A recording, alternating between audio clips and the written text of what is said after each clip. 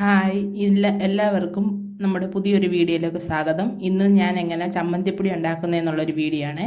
അപ്പോൾ അതിനകത്തേക്ക് നമുക്ക് വേണ്ടത് കുറച്ച് കൊച്ചുള്ളി വേണം, ഇഞ്ചി വേണം, ചെറിയൊരു കഷ്ണം ഇഞ്ചി, കുരുമുളക്, കറിവേപ്പില, പിന്നെ 3 നാരകത്തിൻ്റെ ഇലയുണ്ടല്ലോ, അത് ഒരു 2-3 ഇത്ര എടുത്തിട്ട് 2 തേങ്ങ എടുത്തിട്ടുണ്ട്.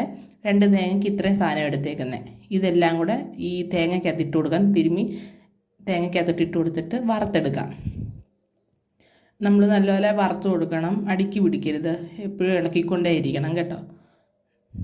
നമ്മൾ തീയലിനൊക്കെ വറക്കുന്ന പോലെ കരിയാതെ വറുത്തെടുക്കണം. ചെറിയ നിറം മാറുന്നുണ്ട്,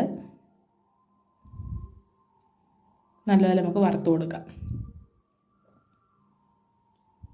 ഇപ്പം നല്ല കുറച്ചുകൂടെ കളറ് മാറിയിട്ടുണ്ട്, കരിയാതെ നോക്കണം.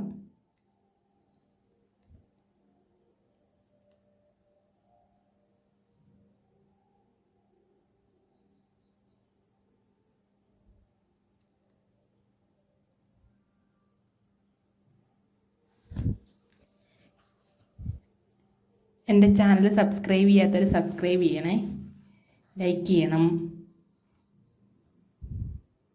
നമുക്ക് നല്ലപോലെ കൈവിടാതെ ഇളക്കി കൊടുത്തുകൊണ്ടേ ഇരിക്കാം. തീ കുറച്ചിട്ടിട്ട് വേണം ഇതെടുക്കാൻ, അല്ലെങ്കിൽ പെട്ടെന്ന് കരിഞ്ഞാൽ അത് വേറെ ടേസ്റ്റായിട്ട് മാറും. നമ്മൾ കൈവിടാതെ നല്ലപോലെ ഇളക്കി കൊടുക്കാം.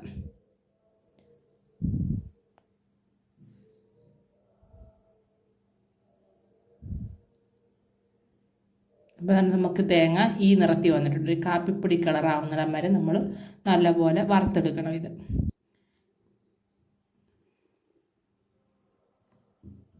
ഇതിനകത്തോട്ട് നമുക്ക് ഞാൻ 2.5 സ്പൂണ് മുളക് പൊടി ഇട്ടേക്കുന്നത്. ഓരോരുത്തരും തേങ്ങ എടുക്കുന്നതിനനുസരിച്ച് മുളക് പൊടി ഇടണം. എന്നിട്ട് അതും നല്ലപോലെ ഒന്ന് വറുത്ത് കൊടുക്കാം. ഈ മുളക് പൊടിയുടെ പച്ചമണം മാറുന്നിടം വരെ നല്ലപോലെ വറുത്ത് കൊടുക്കാം. എന്നിട്ട് ഇത് തണുക്കാൻ വെക്കണം. നല്ലപോലെ തണുത്തതിന് ശേഷമേ പൊടിക്കാവൂ. എന്നിട്ട് നമുക്ക് സുജാത ചേച്ചിയും കൊണ്ട് പൊടിച്ചെടുക്കാം. ഇതിനകത്തോട്ട് നമ്മൾ ഉപ്പും നമ്മുടെ പിഴുപുളിയും ചേർത്ത് കൊടുക്കണം. ആവശ്യത്തിന് ഉപ്പും പിഴുപുളിയും. ഉപ്പ് ഇച്ചിരി മുന്നോട്ട് നിൽക്കണം, അല്ലെങ്കിൽ നമ്മൾ ചോറിനകത്ത് പുരട്ടുമ്പോൾ ഉപ്പ് കുറവായിരിക്കും. എന്നിട്ട് നല്ലപോലെ അങ്ങ് അരക്കരുത്, ഒന്ന് കറക്കിയെടുക്കുക, അത്ര ചെയ്യുക. എന്നിട്ട് നോക്കണം, ഇടയ്ക്കൊന്ന് പൊടിഞ്ഞോ നോക്കണം. അങ്ങനെ വേണം എടുക്കാൻ. ഒത്തിരി നമ്മൾ അരയ്ക്കാൻ പാടില്ല. ഞാൻ 2 വെട്ടോ